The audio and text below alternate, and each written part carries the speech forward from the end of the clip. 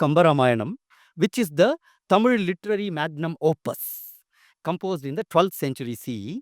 Very well known. I'm not going to go into many details about this. For those who don't know how big is Kamba Ramayanam, it has 11,000 verses, not a small book. And the chandas that Kamban uses, it is called Virittam, which is 4 line. So it is twice the size of Anushtuk chandas. So Kamban's epic is as big as Valmiki's 24,000 verses of Ramayana. So to my knowledge, except I think Jagmohan Ramayana in the Odisha language, there is no other Ramayana which is so big.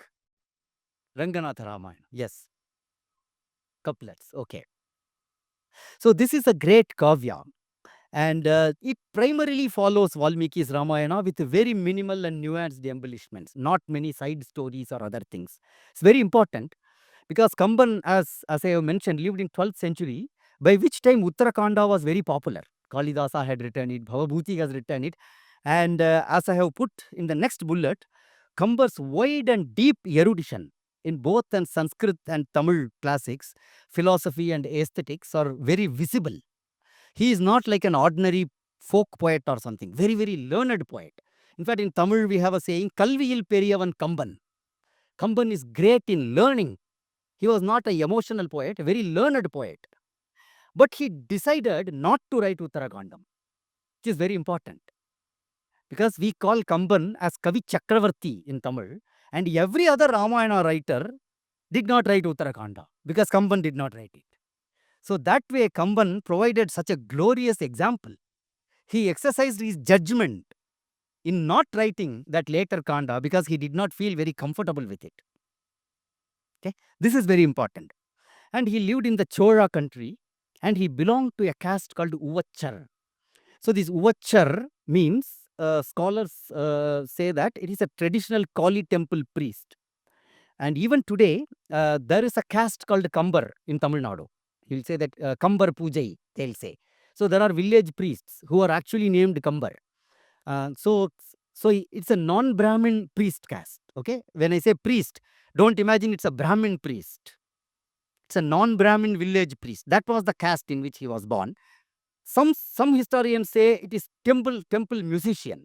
Whatever it is not one of those high castes that was. But he had such a great scholarship, and his chief patron was Sadayappar, who is called Sadayappa Vallal, wealthy and generous landlord of the Vellalar caste.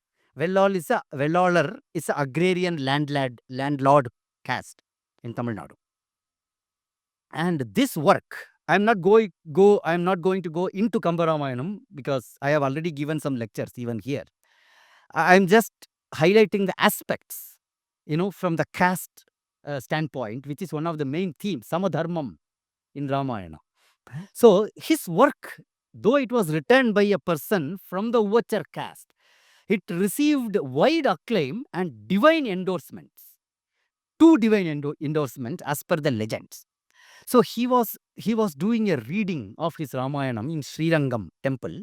So you can still see that mandapam. It is opposite to the Tayar Sannidhi. It is called Kambar Mandapam. So Kambar is supposed to have done the Arangetram or Ranga Pravesha of his epic in that mandapam. So one additional chapter which Kamban has added that is not in Valmiki is Narasimha Avatara. Okay, he has intentionally added it.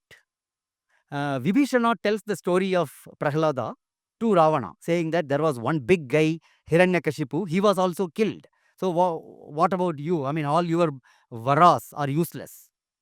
So, and the Narasimha Avatara is described so beautifully by Kamban. In fact, it is a mini kavya inside this big kavya. It's so beautiful.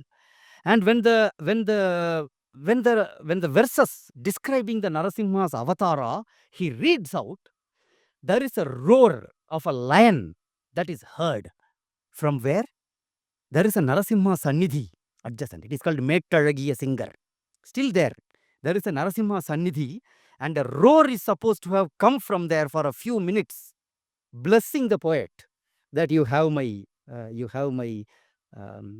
Ashirvada. This is one. The second, this is from the Vaishnava side. And when Kamban's work becomes so popular, the other scholars say, see, this is not enough. You have written such a big kavya. You have to get endorsement from Tillaival Andanar, which means the 3000 Dikshitars in Chidambaram, who are considered as a great authority. So, and it is said that those 3000 people, I mean, now there are not 3000, their numbers have reduced very much, but they are still there. Okay. So, it is said that they will never come together except on some birth, death, or some temple festivals. They will never come together at one place. And one boy from such a family, he is dead with a snake bite. And they are all there. Oh, the boy is dead. So Kambar goes there and he reads the Nagapasha Patalam, the episode of Nagapasha, where Garuda comes. And because of his power, Lakshmana is relieved from the Nagapasha. As he is reading those poems, the boy comes alive. And the Dikshitars are amazed. And then they say that you are a divine poet. You are not ordinary poet. See, look at that. So these legends, so they put Kamba Ramayanam at such a high pedestal. And it is respected by the learned people from all sections of the society till today. Such is the glory of Kamba Ramayana.